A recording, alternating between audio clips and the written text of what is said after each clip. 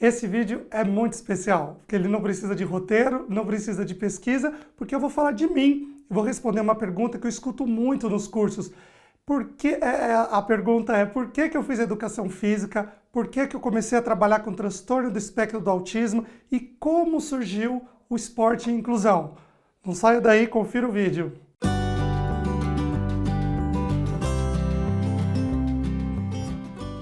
Se você não segue a gente nas redes sociais, eu vou deixar aqui na descrição todas as redes sociais.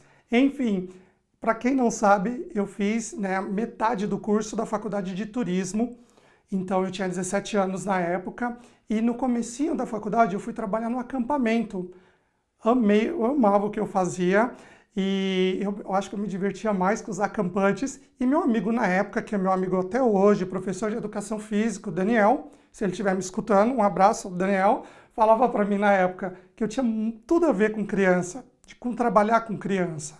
E ele falava, cara, você tem que fazer educação física, você vai trabalhar com criança, mas através da educação física. Então eu acabei lá, entrei na faculdade de educação física e no primeiro ano de educação física eu tive a sorte de fazer estágio. Então eu comecei estágio numa escola de natação aqui em São Paulo. No segundo ano eu comecei a fazer estágio em outra escola, então eu fiz estágio em duas escolas de natação e depois eu fui para professor nessas escolas. E em uma dessas escolas é que eu recebi uma criança com autismo. Lá em 2004, mais ou menos, não era o transtorno do espectro do autismo, não tinha o DSM-5 ainda, e algumas questões começaram a me chamar a atenção. Pontinha de pé, o jeito de falar, a insegurança com alguns movimentos, o jeito de compartilhar os brinquedos na hora de brincar. Ali eu comecei a conversar com a mãe dessa criança e foi a primeira vez na vida que eu ouvi a palavra autismo. E eu fui perguntar para os profissionais o que era o autismo. E muitos profissionais ali não sabiam me explicar e eu não cansava de ir atrás para perguntar para as pessoas, estudar, escrever, ler o que era o autismo. Então eu fui atrás dos professores que trabalhavam com crianças, adultos, com autismo, com síndrome de Down, e eu comecei a aprender sobre o autismo. E eu fui conversar com uma psicóloga e, nossa, essa psicóloga, ela sentou com toda a paciência do mundo comigo para explicar o que era o autismo. E a partir daí começou a melhorar muito o meu atendimento, porque eu era estagiário, o professor tocava ali a aula e eu ficava para dar uma atenção especial para esse aluno.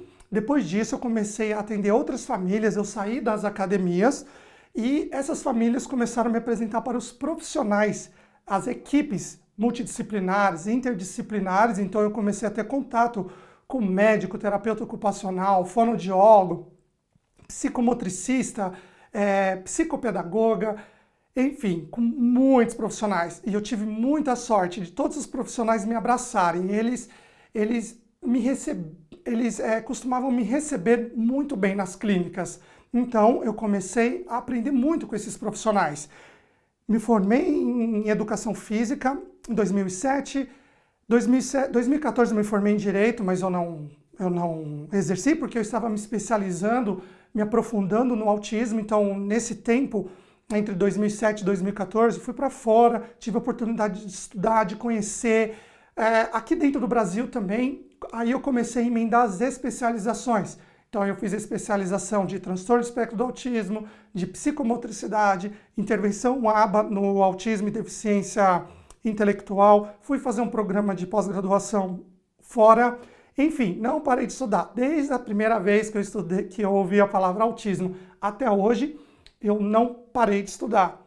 E de tanto trocar informações com essas equipes, eu comecei a pensar, e não é justo essas informações ficarem só comigo. Eu tenho que voltar essas informações de alguma forma para a sociedade, porque senão fica eu atendendo aqueles alunos, aquelas famílias, e essas informações só circulam aqui, né? Eu passo por um número limitado de famílias. Isso tinha que chegar mais longe.